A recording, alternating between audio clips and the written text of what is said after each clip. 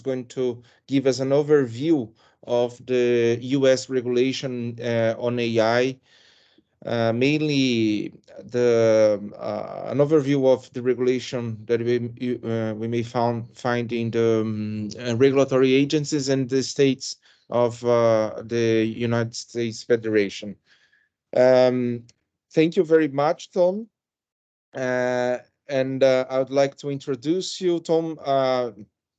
Tom Romanoff, besides being the legitimate heir of the Romanov royal family, is director of the project of the technology called Bipartisan Policy Center, which is an organization in US focused on creating solutions for public policies in USA.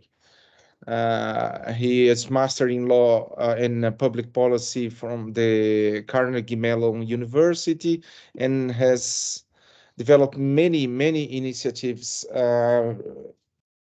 before the US government to support and develop policies on technology, cybersecurity, and data processing. So, Tom, thank you very much for being with us today. Thank you for having me. And so I give you the floor for a presentation of 20 to 30 minutes. So okay. And then we start the discussion. Thank you very much. Good to me. Yeah, thank you. And I guess you guys found me or found the Romanovs. We've been in hiding up here for a little while. Just kidding. No relation, but I do get that question a lot, or I get the question of whether or not I'm related to Marvel character Natasha Romanoff, who is Black Widow in the movies. I don't really watch those movies, but you know, I get that in equal. You know, are you historical, you know, czar, or are you related to one of the love interests in a Marvel movie? But with that, I will share on my screen if that's okay. Yes. Let's see, 1 second. It is, there we go. Give me one. Oh, it's going to make me quit and reopen. So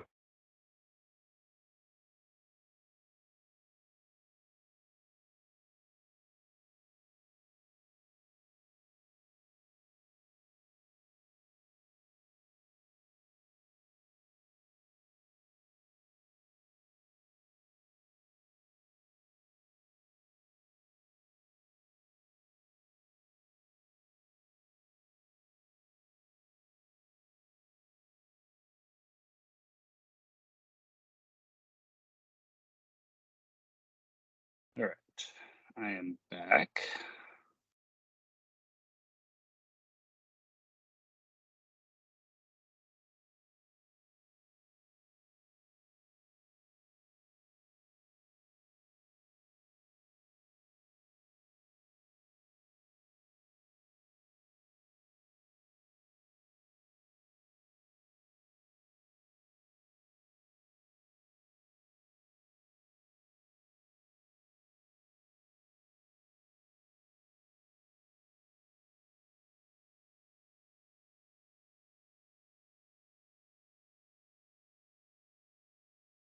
All right, I'm back. Apologies for that. Can you hear me okay? Yes. Great. It made me quit my my Teams. Sorry about that. All right, you should be able to see my screen. All right, so today's presentation is about the US regulatory framework and tapestry around artificial intelligence. You know, just to kind of give you a quick overview agenda of what we're going to talk about. You know, I will give some brief comments on the organization I work for and our mission, and then go through the approaches. I have to start off with Congress, and then dive into the states and the federal sides of regulation. So overview of BPC.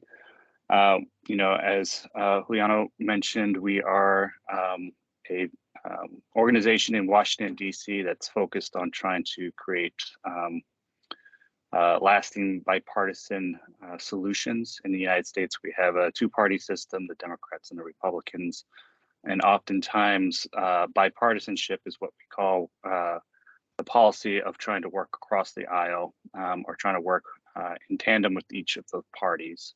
We find that those solutions tend to be a lot more enduring than party or partisan policy making. What ends up happening usually is, you know, if one party comes into power, either through the White House or Congress or state or local, and they pass a bunch of laws, and then in the next election cycle, another party comes in, they'll rescind or replace a lot of those laws, especially when it comes to our White House or congressional legislation. And so the really important policy tends to fall into a bipartisan bucket where both Republicans and Democrats agree that they should, you know, move this forward for the national interests. So we see our role at BPC is trying to foster that and facilitate that on behalf of all of Americans. And so as a think tank, we build those connections across the aisle. And the political reality here in Washington is that many of the offices or elected officials at the national level can't talk to each other. If they are Republican, they shy away from talking to Democrats, and Democrats, they shy away from talking to Republicans. And that's just because in the election cycle, if they're seen as talking to the other side, they get voted out of office. There are some folks that have transcended that, and bipartisanship is their main focus, but they tend to be the ones that aren't in districts or areas of the United States that swing back and forth or are highly competitive in terms of representatives trying to get into that space. So they have a safe district and they're able to transcend that. But you know, in most cases, we're seeing more and more partisanship in Congress. And so we try to build those connections for them and try to negotiate policy on behalf and present those areas of consensus, those bipartisan solutions. And in the end, we're trying to improve lives. So we're a think tank, but we're focused on outcomes policy. Very quickly, before I dive into the actual presentation, I didn't do a good job from my academic hat and quote everything that I'm going to say here. And so what I want to convey is that these are some of my sources that I've done, among others. I will be happy to share this slide deck, but I would like to update it with the appropriate references and quotes before doing so to give the original authors their due credit. Some of these are, as you can see, government agencies. So these are all public information. Nothing I'm sharing here is confidential or not public. So to start things off, the US approach to regulation in Congress, this is what gets a lot of attention. So far in the 118th, and that's the latest session that we have here in Congress or here in Washington, we've had 43 related AI bills that have been introduced, and that's largely because of the ChatGPT craze. Having worked in this space for several years now, we're seeing a huge uptick in interest in AI, which I'll talk a little bit about. But prior to February of this year, in 2023, it was kind of like an AI winter. There was not a lot of folks talking about AI. There are maybe a handful of bills in Congress to address it. The focus really was on trying to fund research and maintain a competitive edge, as they say. That has kind of shifted into what you see now, which is the media frenzy and the extreme interest that we have on Congress. And that has a downstream effect for a lot of other policymakers, which I'll talk about. The majority of bills that we've seen here on the kind of national Congress level has been risk assessment and transparency. That's the idea there is to try to create a product liability, especially with generative AI tools. There's this heightened focus on where AI should be allowed and not allowed. So those bright lines like, should AI be used for weapons? Should AI be used for advertising to children? US Congress makers are trying to build in a liability mechanism or standard of care there. And some of the bills that have gotten the most attention revolve around very pressing issues, and that includes elections and deep fakes, which I see as kind of very related. There's this idea that if you're able to generate deep fakes around politicians, you can influence the election.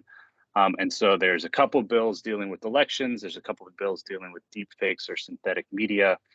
And then the latter, which is getting a lot of attention, is this online ranking.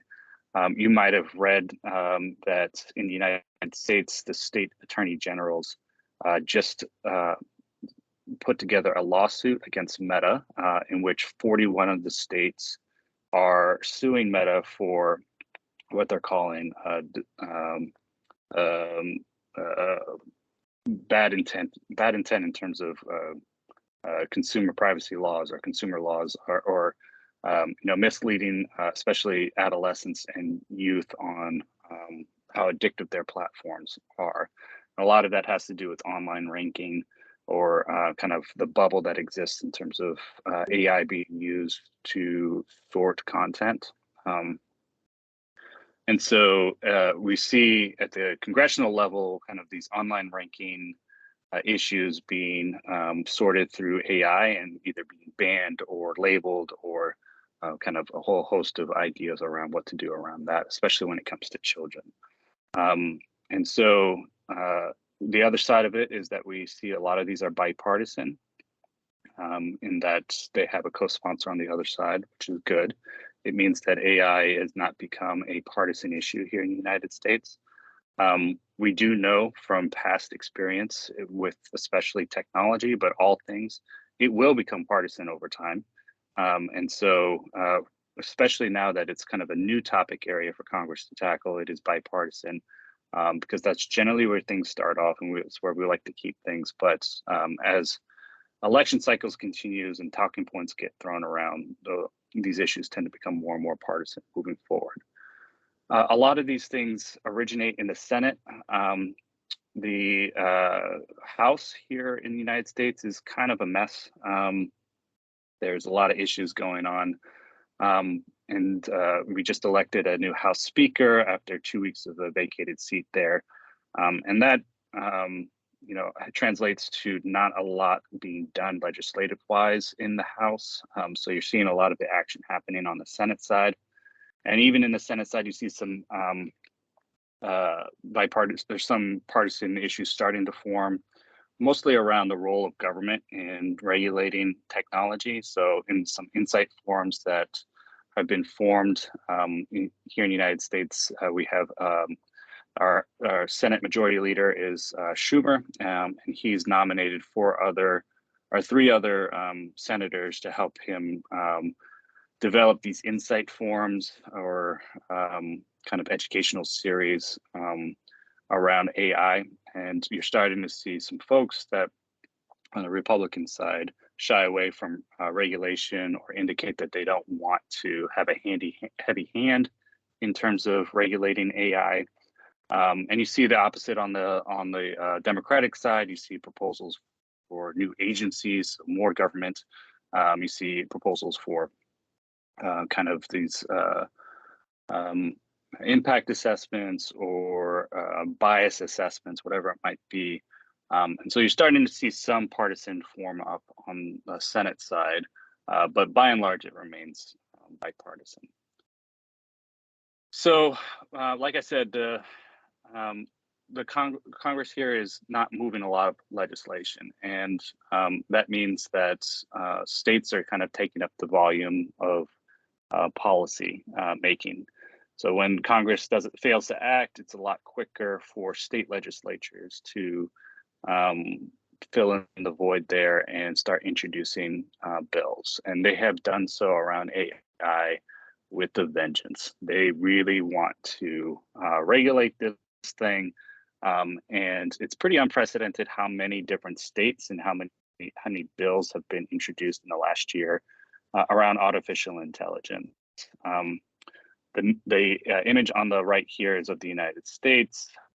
This was 2022. So last year there was the states who were trying to tackle AI and introduced a bill around artificial intelligence. And this year, that number jumped up to 190 different AI-related bills, which represents a 440% surge.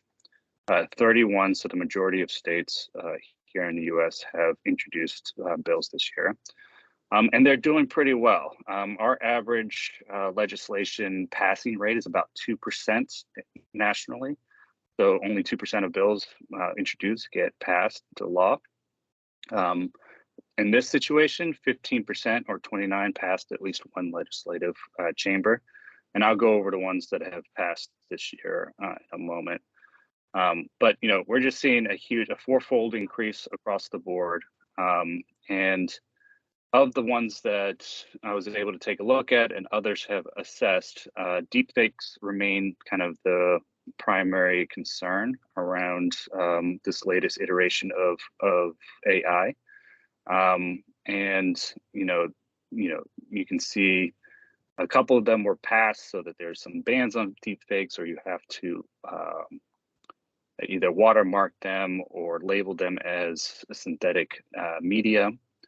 Another big theme is how government will use AI itself. So if you are the state of California, how are you directing your state employees to use AI? How are you directing your state agencies to use AI for delivering of their services? And so that's really seen as a downstream of the federal government. How the federal government is planning to use AI is still an open question.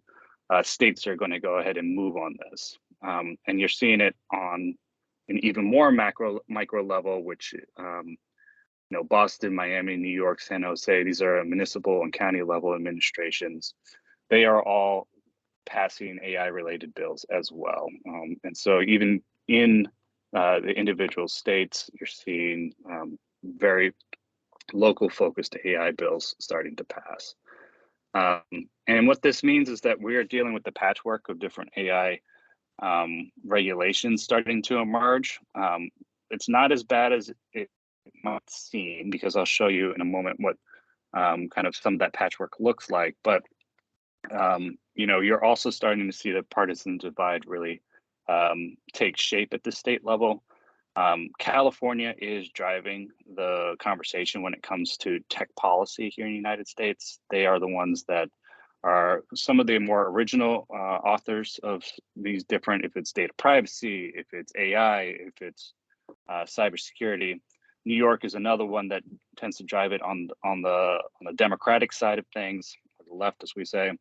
On the right, you see Texas and Florida really taking leadership when it comes to state level legislation that is either being proposed or passed. And when I say take leadership, a lot of the bills recycle language. And so across the 50 states, you're going to see Texas and California coming up with the original bills, and then that being kind of in some way, shape, or form repeated or copied in other states that aligned politically with California being the left, Texas being the right.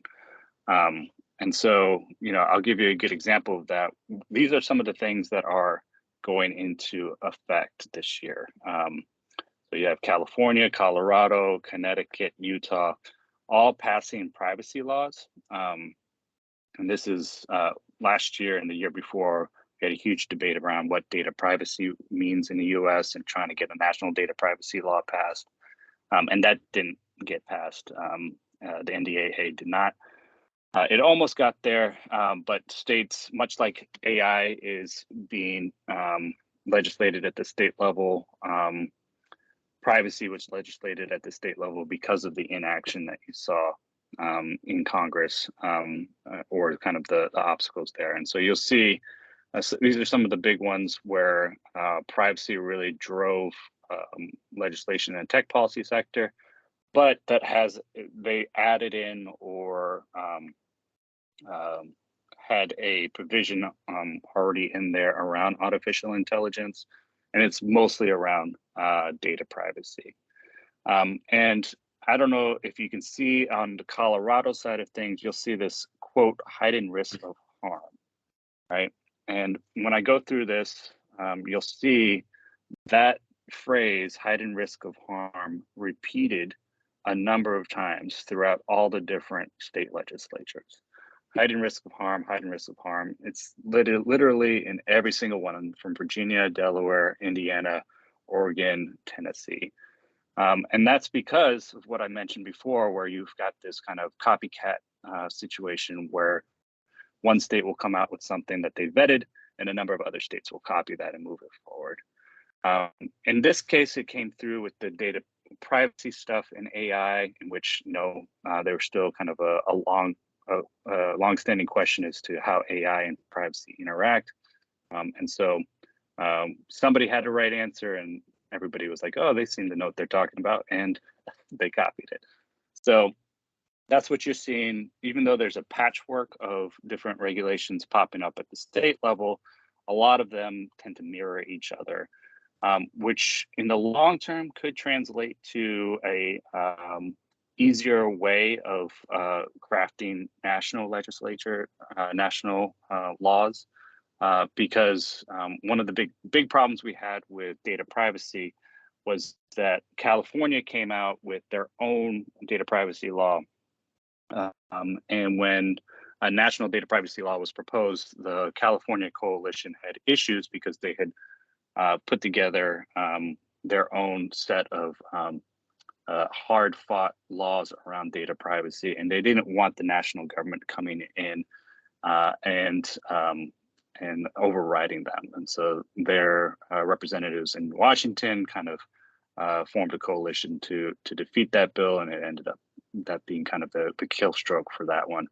Now, if there was alignment and harmony from the state level to what the national government is trying to propose, then that preemption becomes much easier.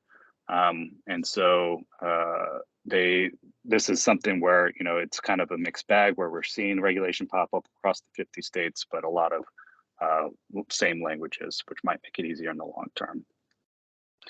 Now, that being said, Texas came out with their own stuff. You can see that there's not heightened risk in there. And you're starting to see some other areas like North Dakota amending its code to clarify that AI is not a person.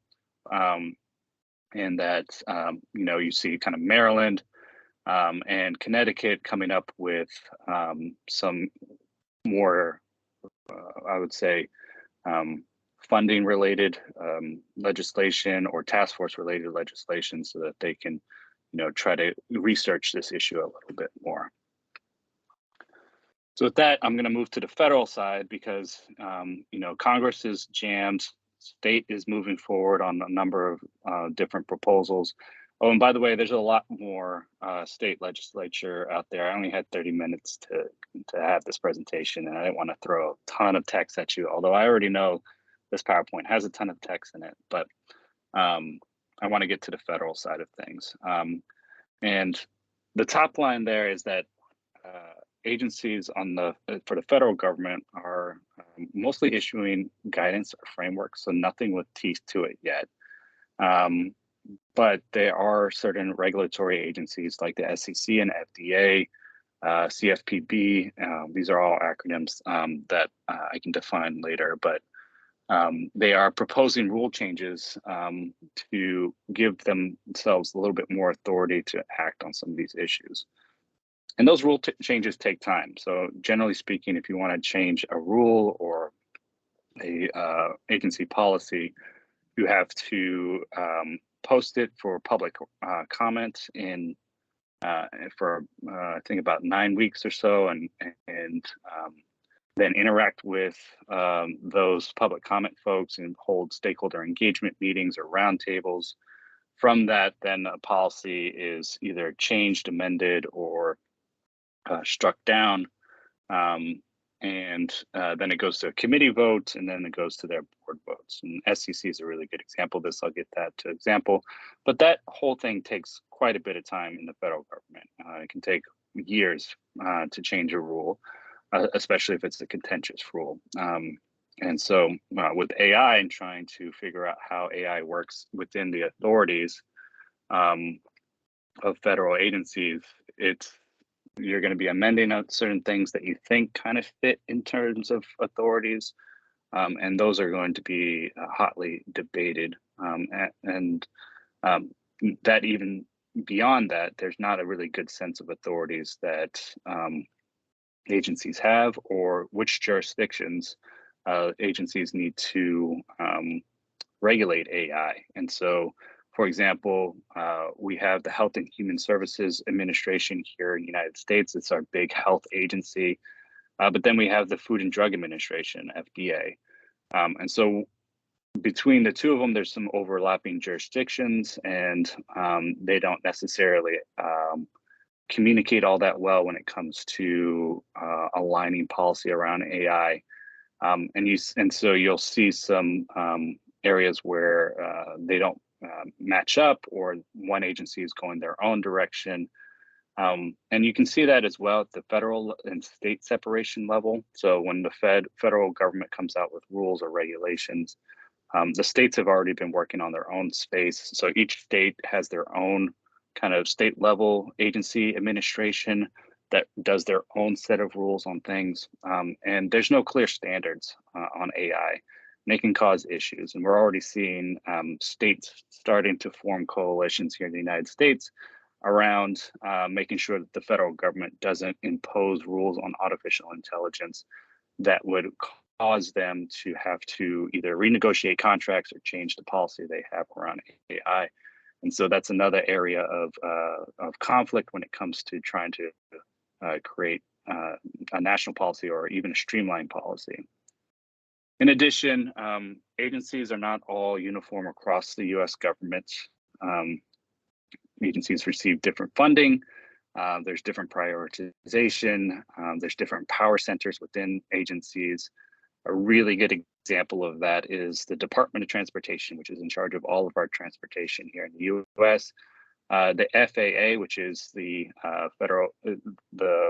the folks in charge of the airlines, they take up about 85 to 90% of the budget for Department of Transportation. So they're a huge portion of the DOT.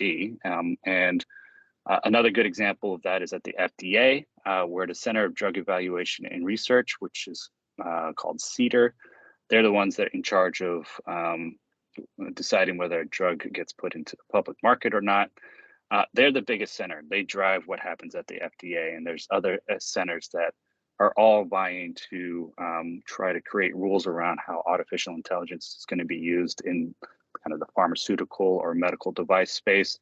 And so within each agency, there's this kind of power dynamic that needs to be considered.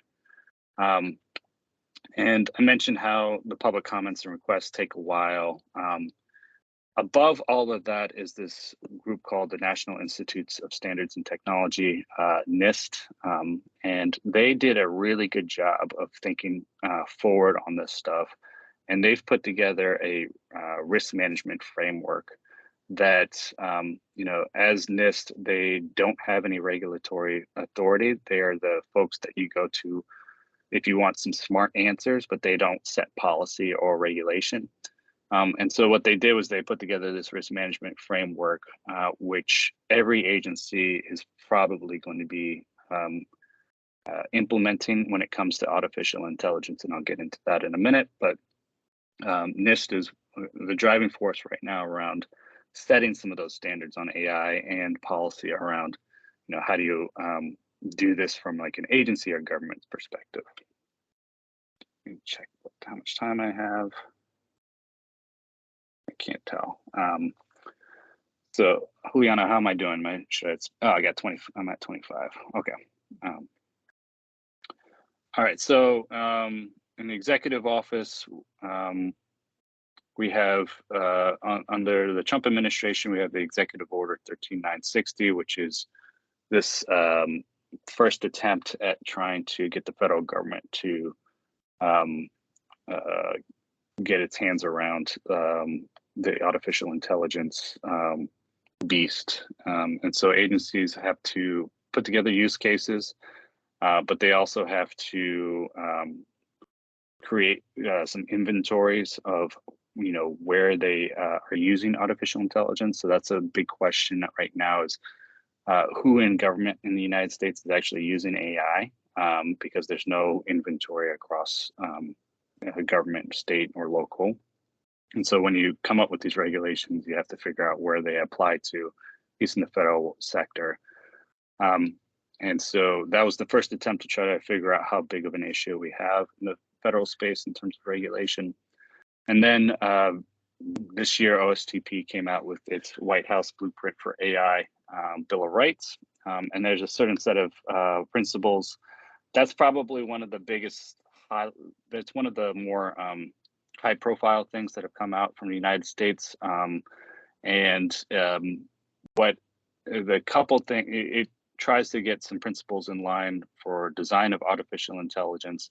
The issue with it is that there's, OSTP is not mandating it per se.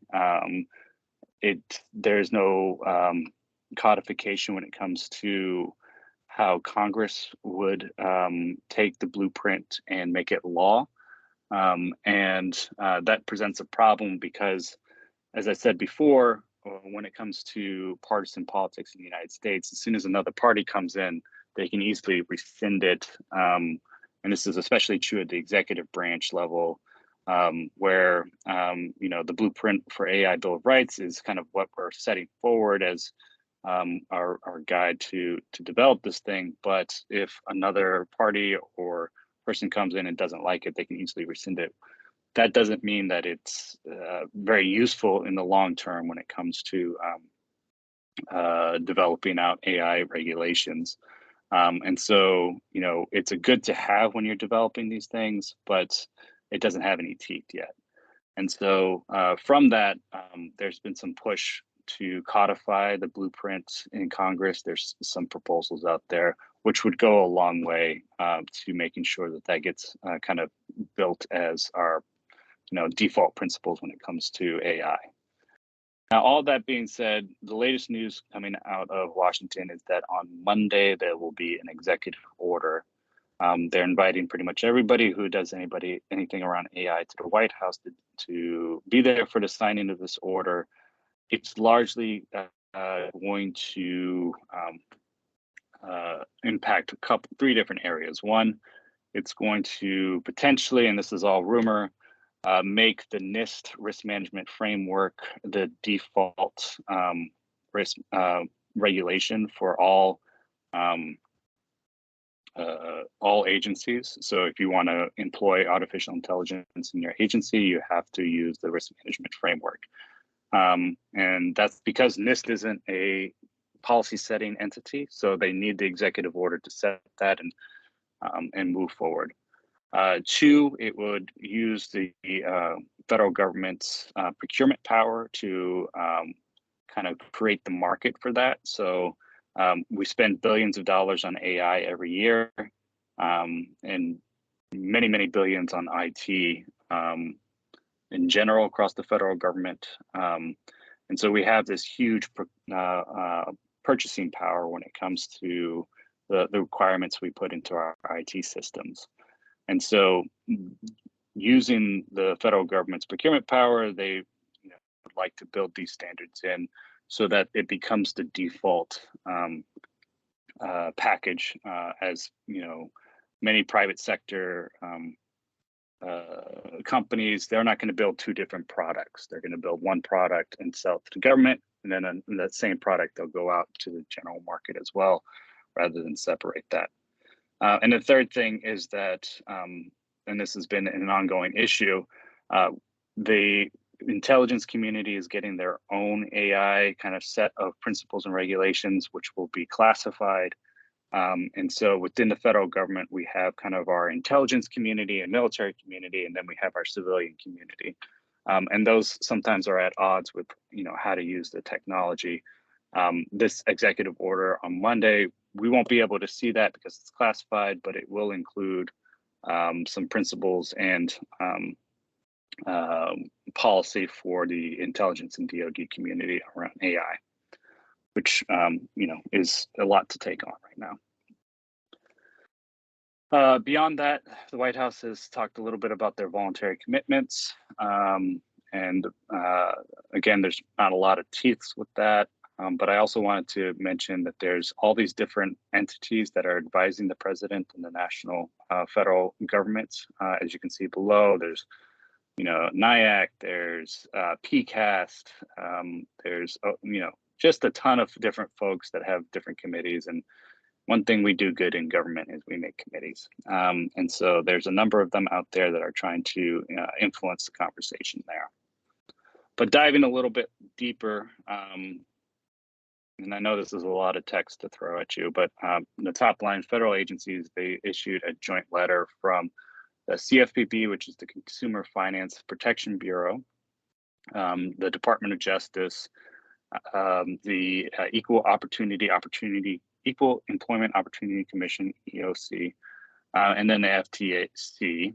These are 4 agencies that have submitted a letter saying that they are they're going to use their existing authorities to regulate AI, and each one kind of listed what they're going to prioritize.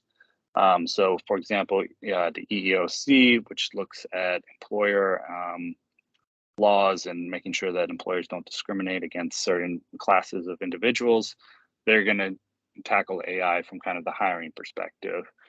Department of Justice is going to try to figure out how the civil rights laws that we have on the books right now will apply to AI. And one area that they're really focusing on is housing. So how will they prosecute anybody who uses AI to discriminate against individuals purchasing homes or renting? And CFPB, which is kind of our Consumer Financial Protective Bureau, constantly under political attack here in the United States. They are the ones that are going to try to go after kind of the consumer side of things. And then the FTC, CFPB and FTC kind of have similar missions, but they're going to be going after kind of the automated tools and making sure that those don't discriminate. And then Lena Khan, 2 weeks. So Lena Khan is the chair of our FTC, also a politically charged individual. She put AI companies on notice, as they say.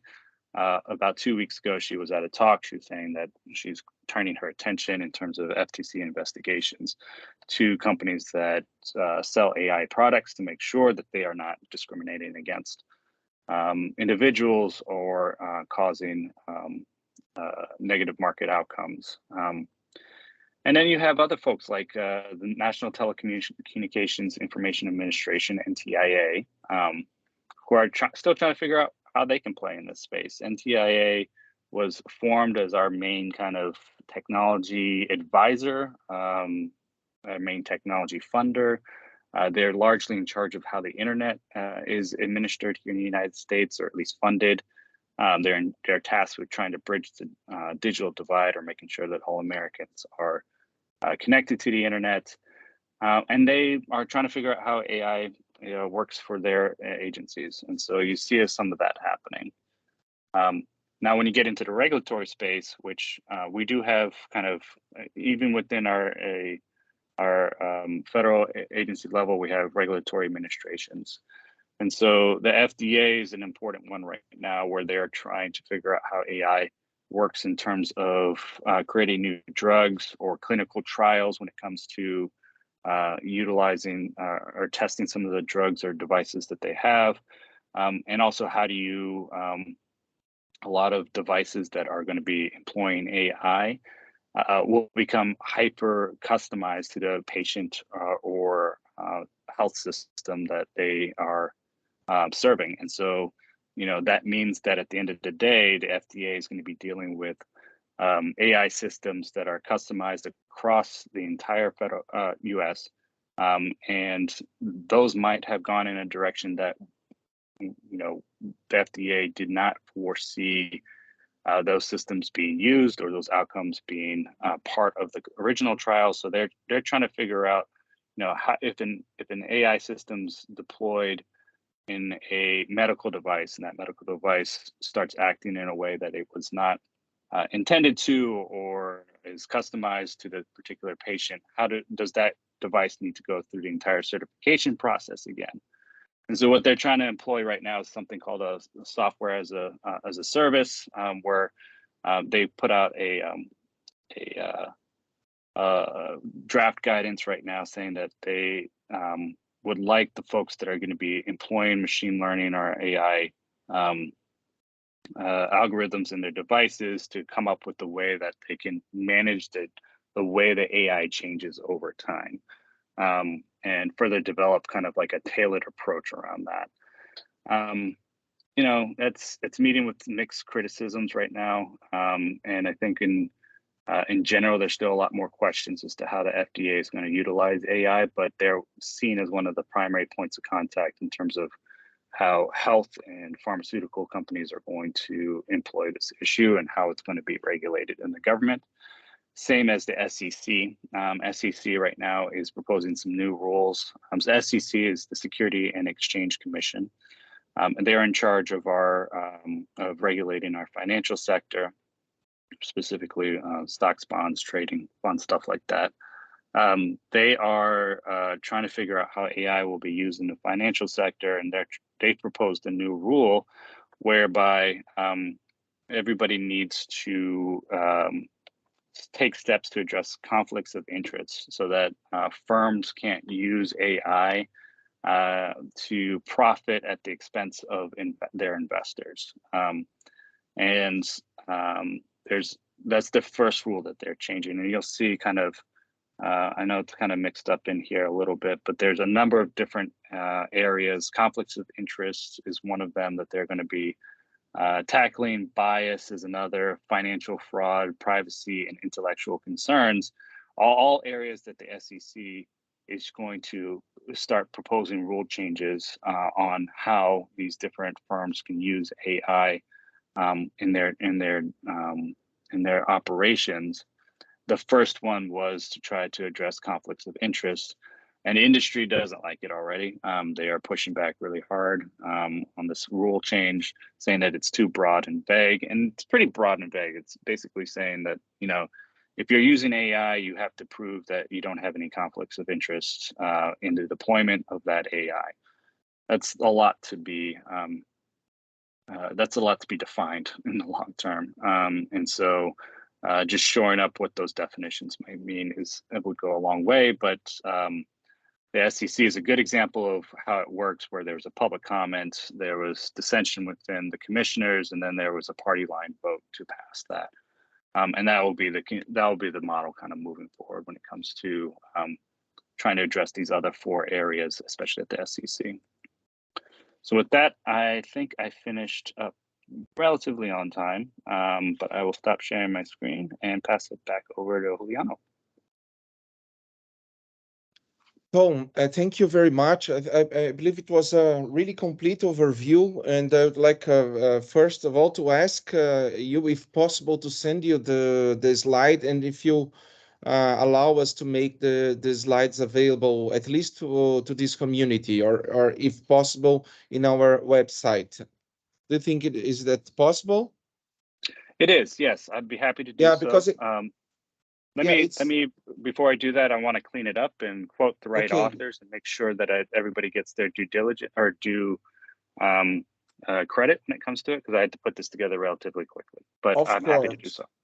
Great, because it's really complete. We are trying at the Institute to map the U.S. legislation and initiatives on regulation of AI, but from our perspective, is a mess. It's very difficult to gather everything and to understand the system, because it's very fragmented. This is from our perspective, but you succeeded in giving a general overview on how things connect and how are they organized. So it will be really valuable for us, for our efforts to map the legislation. Actually, we're mapping the legislation in the whole world, in different countries. And that's why I'm pursuing also that initiative on getting together a meeting with academics and specialists that may talk about the regulation of AI in different countries such as Australia, India, US, Europe, Brazil, Mexico, and etc. So it will be really helpful for us. And I have one question. From what you have presented, I have the impression that the local regulations, the state regulation or municipal regulation is more somehow more concerned and more reactive to some applications, and the reaction is to forbid or to impose some restriction. For instance, to facial recognition, you see some initiatives in this direction, or autonomous vehicles. While the regulatory agencies are more focused on establishing or imposing standards of governance or best practices to register products. So these are different approaches, and by the states are some strict and immediate reactions to some applications, while the agencies are more have a more general approach. It was interesting, this initiative on where the agencies have to inform the different sorts of applications to a centralized to a federal organism. I would like to know also if this will be published or with public access. This is something I would like to know, and maybe if we could have the source, where can we consult this list? And when you were describing the state initiatives and then the federal agencies initiatives, I was asking, is there any federal organ or institution that is going to try to make all these initiatives uniform or check consistency? And then you started to present exactly that. But there is not only one, there are some institutions that are trying to do that. So maybe there must be how can we get how can we warrant that there will be enough uniformization and lack of inconsistencies in all these regulations? Yeah, so I'll start with the first question you had, which was around the trends in the state level. And you're right that because the state is able to respond more quickly to some of the, you could say, negative use cases or negative externalities of technology in general, they're the ones to first move on these things. And that tends to kind of bubble up to the national legislature through proposals. But those proposals on the national level are much more difficult to get going because, you know, if it passes, it becomes the law of the land versus the law of a specific state. So there's a lot more politics involved when it comes to that. There's a lot more money interest involved in kind of the national stuff than the state level stuff. And so you are seeing, you know, according to where these technologies are having an impact, the different state legislatures responding. So if that's AVs and banning AVs and certain criteria, if that's facial recognition, if that's data privacy, you're starting to see that. And like I mentioned in the presentation, it's not great when it comes to patchwork, especially how technology works. Data doesn't really stop at a border. There's no kind of way to good way to answer that question is to like, what do you do if you live in a city that borders 3 different states like we do here in Washington, D.C. And so there's a lot of questions to be still had when it comes to that, and that's where a national law would clear a lot of that up. But for now, and especially because Congress is so logjammed right now, the action is going to continue to happen at the state level. To your second question around where these things are posted, by law, whenever an agency needs to change or propose a policy, it's posted to the Federal Register, and I can add that to the slide deck. But the Federal Register, it's federalregistry.gov or regs.gov, and that's where you can add public comments. You can track what the other people have commented on it, and that's what kind of the standard form for everybody to post these things on. That is different for places like the FTC or FTC or the regulatory agencies or commissions. They have their own, so it gets a little bit difficult to track that.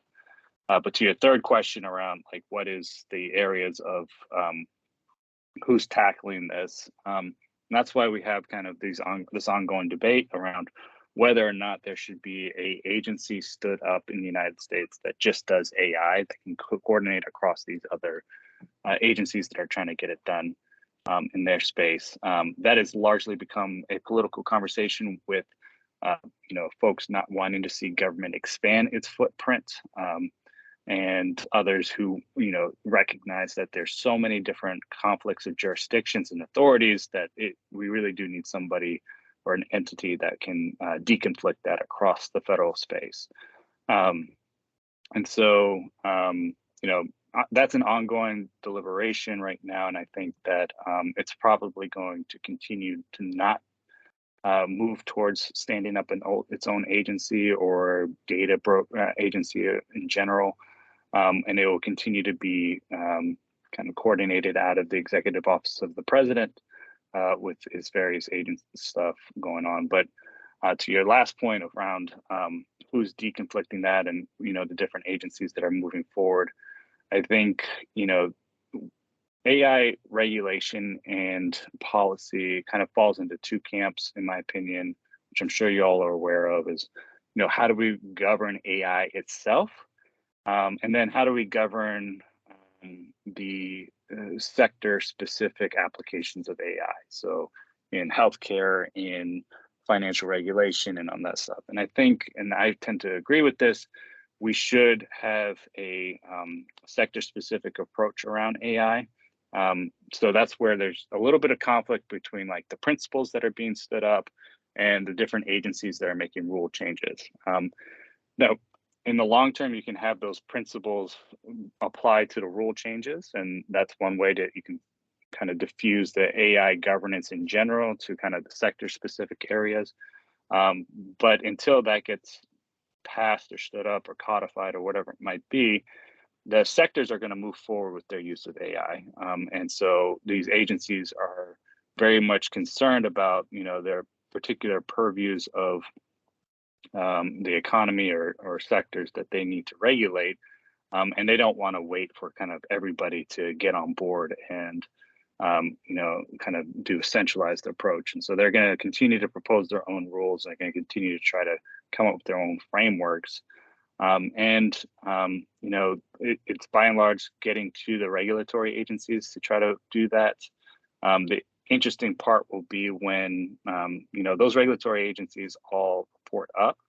And so when there's a conflict of reporting up to bigger agencies, and in terms of how they're going to do AI or whatever it might be, there's no really good way to deconflict that. And so long-term wise, you'll continue, or short and medium-term wise, you'll continue to see these agencies propose or change rules or amend things, or even, like the FTC, who is starting to go after some of these AI companies for what they perceive as violating some of their existing authorities or rules, like OpenAI, and you'll continue to see that happen. And I haven't even talked about a third branch of government, which is the judiciary here in the United States, that is going to continue to be active when it comes to AI. We have this, so as these things tend to move towards conflict, we rely on the judiciary to try to resolve some of that stuff through our judicial process. And that's why you're seeing the Supreme Court in the United States increasingly take on tech policy related issues and cases. Gonzalez v. Google was one of the big ones last term. This term, they're going to be looking at how content moderation works. So they'll be looking at Texas and Florida laws. I wouldn't be surprised if eventually an AI case gets brought before the court. And the court has already started to position itself to comment on how AI regulation happens through what it's called the major questions doctrine. They released, this paper saying, what is the role of government in regulating AI, so they're already starting to think a little bit about this. And eventually the Supreme Court will have to decide on some of these things, but in the near term, you'll see lawsuits pop up across the government, across the United States, and they'll work their way through our kind of district offices there. So that's aside, but it only adds to your original point of it being pretty fragmented across the landscape.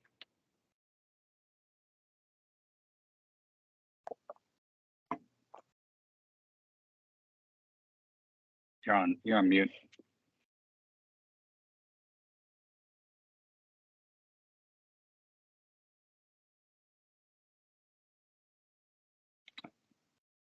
I think you're on mute, Juliano.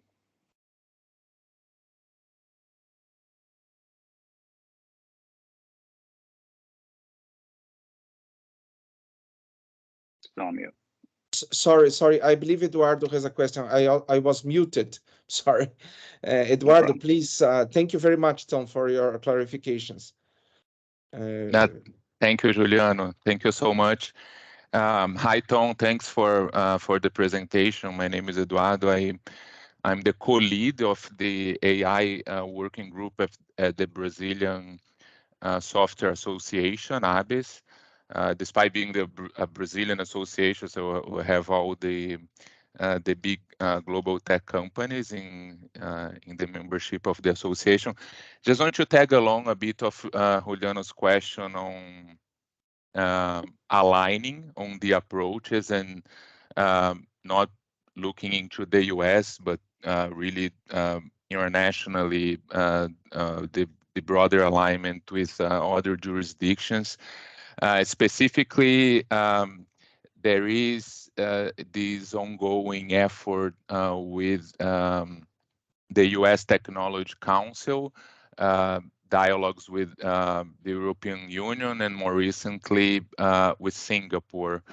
How realistic do you think this can come up to, and especially considering that the US approach with all the good and bad aspects that you described, this approach is so much different from what Europe is proposing, and is to some extent is not too different from what we saw in data privacy, right, with GDPR and the decentralized US approach. So now we're seeing with AI regulation, say, a comparable situation. So how realistic do you think these international alignment can come up to really something that works in terms of having a common platform for these different jurisdictions to cooperate? Yeah, it's a great question. The European Union has been the first out of the gate when it comes to a number of these issues. And with the GDPR and a number of other, with AI, it's had, in my opinion, the mixed results. I mean, it clearly sets the standard worldwide because of the market share that it has and impact there. And in order to create harmonization across these international borders, many companies will go with like the most restrictive regulations, and so they can only have to produce one product. And at this point, that's the European Union's apparatus, where they have kind of a much more, I guess you can say, regulatory favorable process when it comes to technology. And in the US, like if you take it back to a philosophical perspective, tech has gone pretty much unregulated or lightly regulated for most of its kind of major life cycle. And so this idea of regulating tech gets into kind of a philosophical debate of what folks call the permissionless innovation doctrine, where tech should innovate without permission and then we'll deal with it later, versus the European Union doesn't share that philosophy. And so they've been first out of the gate on a number of these areas. And the middle person in that situation, like you mentioned, was Department of State or the US Trade Council. And they are often tasked with trying to, on the US side, herd a lot of cats, as we say, or try to get a lot of different policy priorities into a package that makes sense to, interact with our international partners on this front. I will say probably the closest kind of issue or proximity is the Five Eyes initiative, where, in cybersecurity, the State Department and a lot of our negotiations have driven towards, some agreements on data sharing or standards or whatever it might be. That isn't without some conflict there, but I can see that as being somewhat where the direction we go with artificial intelligence as well, if you look at how we handled cybersecurity internationally. And I do think that there's a lot of value when it comes to the international partners being able to come to the kind of partnership or consensus like the European Union has in Brazil and other Latin American countries, so that there is kind of this move towards harmonization across international borders long term. And so in order to do that, everybody has to be kind of on the same page with what they want. So long story short, there's certainly a value there that the European Union does in terms of coming to the negotiation table with the US on, having their regulation in order, and other countries as well, to say, how are you going to harmonize with what you're doing? Kind of forces the US to consider that as they're doing their own policy negotiations internally. But we're still so fresh out of the gate in the US domestically around how to get around artificial intelligence to regulate AI. We don't even have a data privacy law in place right now. So I see that as foundational when it comes to having these conversations internationally. And so until a number of other things get into kind of in a row, I think US will continue to kind of be its own market with negotiated kind of deals or packages with other countries. Thank you so much, Tom. Yeah, absolutely. Thanks. Well, Tom, thank you very much for the clarifications, for the presentation, very complete. And I was really able to understand better how the initiatives are put forward in US regarding the regulation of AI. So I ask you again for the presentation, and we are already out of time. And so I would like to close this meeting and thank you very much, Tom, again. And we keep in touch. If possible, you could join us again for further presentations, clarifications, and further cooperations that we may have between the Lawgorithm Institute and the Bipartisan Policy Center. Sure. Thank you for having me. It was a pleasure speaking today. And if you need anybody to come down to Brazil, I volunteer essentially. Yes, of course. Thank you all so much. Have a Yeah, good one. I'm trying to organize this meeting to have a discussion with different approaches in different countries. The idea would be to have everybody here in Brazil for this meeting, but then we would have to move this meeting to the next year, maybe March, something like that. Let us keep talking about it, and then we organize it. Okay, sounds good. Thank you all so much. Great, thank you very much. Bye. Bye.